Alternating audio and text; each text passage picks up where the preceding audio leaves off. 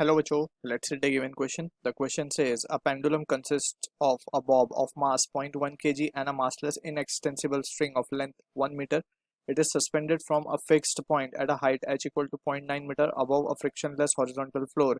Initially, the bob of the pendulum is lying on the floor at rest vertically below the point of suspension. A horizontal impulse P is 0.2 kg meter per second is imparted to the bob at some instant. After the bob slides for some distance, the string becomes taut and the bob lifts off the floor.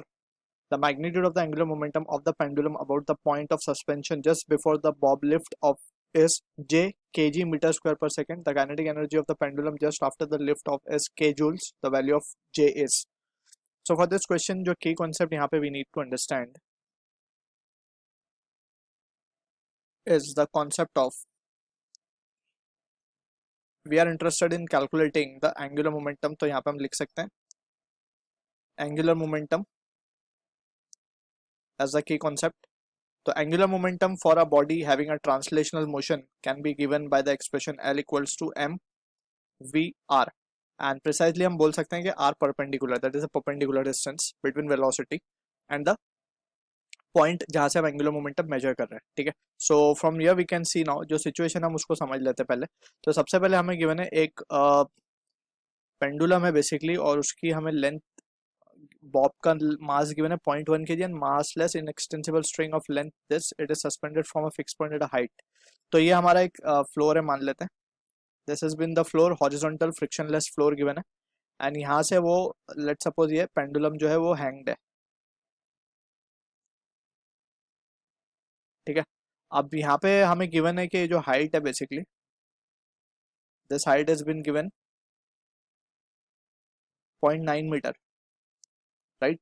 But ये जो string की length है वो 1 metre given है. तो यहाँ पे ये बेसिकली स्लैक पोजीशन में होगी, अभी थोड़ा सा स्लैक होगा ये. ठीक है ना, क्योंकि ये इसकी लेंथ जो है ज़्यादा है लेकिन हाइट हमारे को कम गिवन है, तो ये थोड़ी सी स्लैक दोगी बीच में.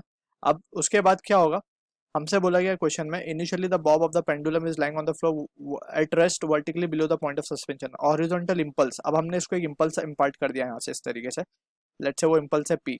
ठीक है, अब इससे क्या होगा, ये क्योंकि ये इनिशियली स्लैक्ड पोजीशन में स्ट्रिंग, तो ये जो बॉब है basically it will start to translate. ठीक है ना, तो ये ट्रांसलेशनल मोशन करते करते लेट सपोज ये यहाँ पे पहुंचेगा.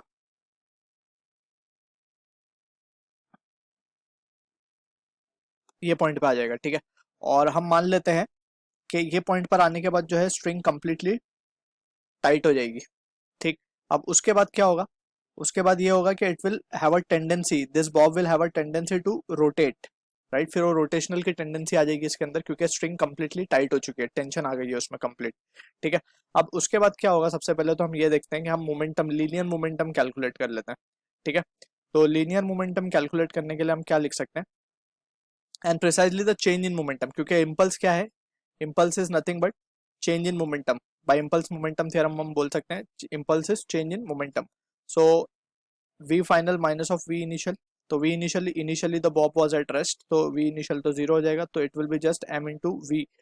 तो यहाँ पे हम लिख सकते हैं and it is been given horizontal impulse, impulse की वैल्यू भी हमें गिवन है 0.2, मास हमें गिवन है इसका कितना 0.1, तो v फाइनल हमारे पास आ जाएगा यहाँ से. तो v final that will be equals to 2 metre per second. तो ये फाइनली जब ये इस पॉइंट पे पहुंचेगा, ये पॉइंट ए से लेके जब ये बी पे पहुंचेगा, तो बी पर पॉइंट पे इसके पास जो स्पीड आ जाएगी या वेलोसिटी आ जाएगी वो 2 मीटर पर सेकेंड आ जाएगी. क्लियर है. अब हमें चाहिए कि इस इंस्टेंट पे जब ये पॉइंट बी पे पहुंचा, इस इंस्टेंट पे just before the Bob lift off, क्योंकि अब ये बी के बाद क्या होगा, लिफ्ट होना स्टार्ट हो जाएगा ये ऊपर की, it will have a tendency to move in the upward direction, right.